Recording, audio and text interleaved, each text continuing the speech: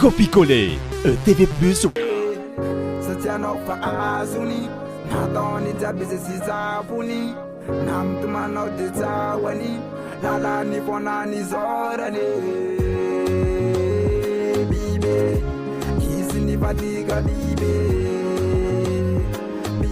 Purchase your tracks today. No raisika voalohany ny anarany Couto Martin Aimé, Copier-coller, Lion Hill.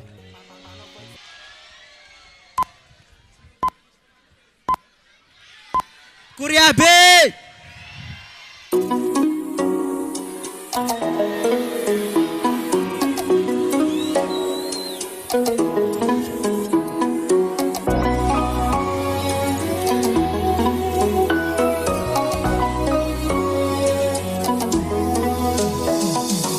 Walikele, Mr. Man Pizza, listen, he's always saying Walikele.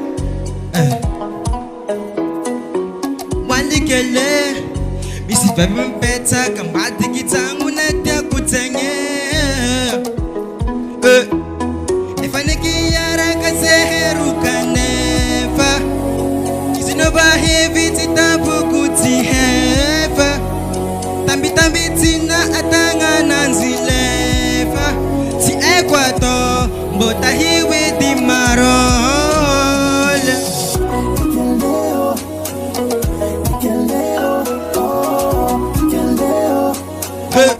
Sisi langa na kwa